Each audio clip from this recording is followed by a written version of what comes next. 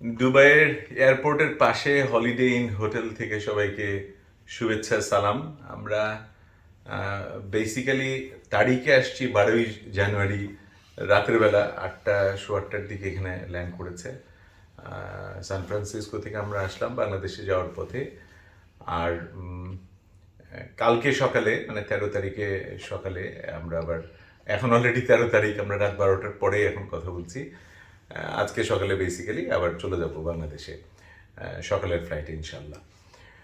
দুবাইয়ে একটা ছোট্ট ঘন্টাখানেকের একটা ট্যুর দিতে বেরিয়েছিলাম। একজন ভাই এসেছিলেন, দেশের ভাই, আমাদের চ্যানেলের ফলোয়ার। ওনার ওয়াইফ মৌলির একটা কনসালটেশন সেশনে ছিলেন। তো ছোট্ট একটা ট্যুরও দিয়েছি, কিছু ভিডিও ফুটেজ নিয়েছি, আপনাদের সাথে শেয়ার করব।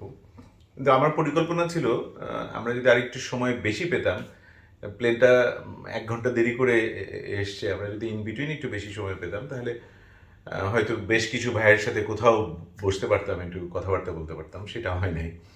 কিন্তু দুবাই আসলেই আমার যেটা মনে হয়, দুবাই আমি প্রথম এয়ারপোর্টের বাইরে আসলাম। দুবাই এয়ারপোর্টে আমি সেই 2001-এ প্রথম ইংল্যান্ডে স্কলারশিপ নিয়ে যাওয়ার সময় দুবাই এয়ারপোর্ট 5বার আমার এয়ারপোর্ট ক্রস করা হয়েছে, কিন্তু এয়ারপোর্টের বাইরে আসা হয়নি। এই প্রথম আজকে আমরা আসলাম, এবং কেনেডিয়ান পাসপোর্ট হতে এখানে কোনো ভিসাও লাগেনি। আমরা ভেবেছিলাম অন অ্যারাইভাল ভিসা নিতে হবে, ওরা বললো কিছু লাগবে না, শুধু এন্ট্রির একটা সিল দিয়েছে, দ্যাটস ইট। তো যেটার জন্য এই ছোট্ট আলোচনা, সেটা হচ্ছে যে দুবাই মানেই হলো বাংলাদেশের রেমিটেন্সের সব থেকে বড় যোদ্ধাদের সব থেকে বড় অংশ হচ্ছে দুবাইকে কেন্দ্র করে।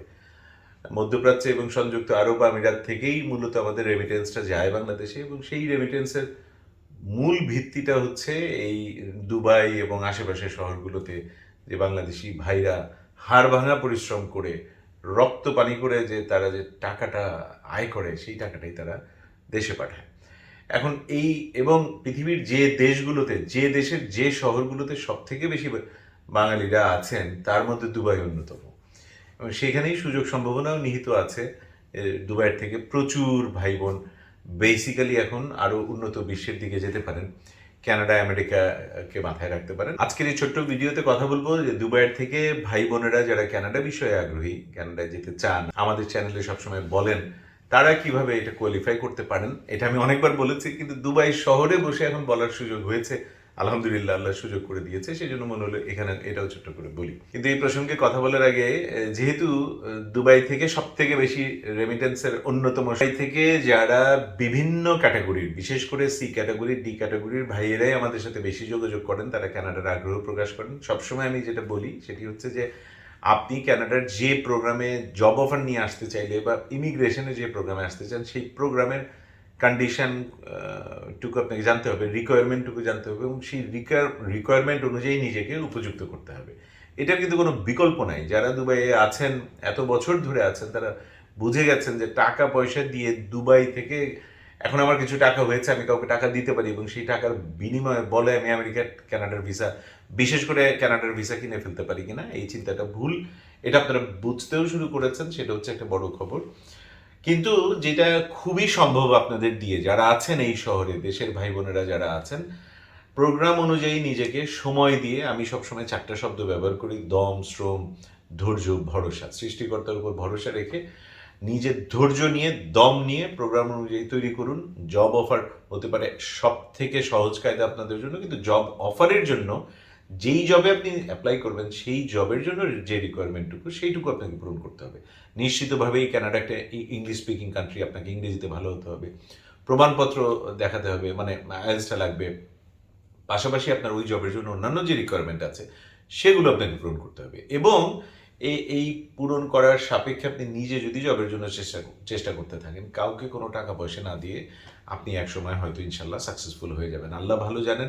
আমাদের চেষ্টাটা আমরা করে যাব সর্বোচ্চ সততার সাথে, নিয়তের সাথে চেষ্টা করব।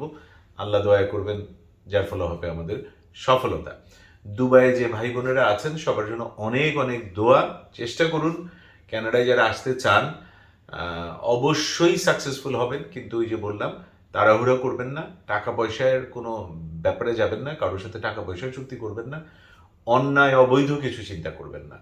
এখানে যেমন সৎভাবে আর্ন করছেন, হালালভাবে আর্ন করছেন, সেই হালালভাবে সৎভাবেই আপনি ওই টাকা দিয়ে নিজেকে উপযুক্ত করে আপনি কানাডার জন্য আসবেন। আর কানাডায় আপনি একবার আসতে পারলে ইনশাল্লাহ সেটা আপনার সহ আপনার পুরো পরিবারের জীবন খুলে দেবে ইনশাআল্লাহ, এবং এটা খুবই সম্ভব। এই বছর আমরা জানি 5 লক্ষ প্রায় টার্গেট নিয়ে কানাডা এই বছরের ইমিগ্রেশন প্ল্যানটা ঘোষণা করেছে। সুতরাং সেই 5 লক্ষ ইমিগ্রেন্টের মধ্যে আপনি কিংবা আপনার পরিবার কেন থাকবে না? নিশ্চয়ই থাকবে, যদি আপনি প্রয়োজনীয় যোগ্যতা দক্ষতা অর্জন করেন। অনেক দোয়া, ভালো লাগলো দুবাই শহরে বসে আপনাদের সাথে ছোট্ট একটা আড্ডা দিতে পেরে।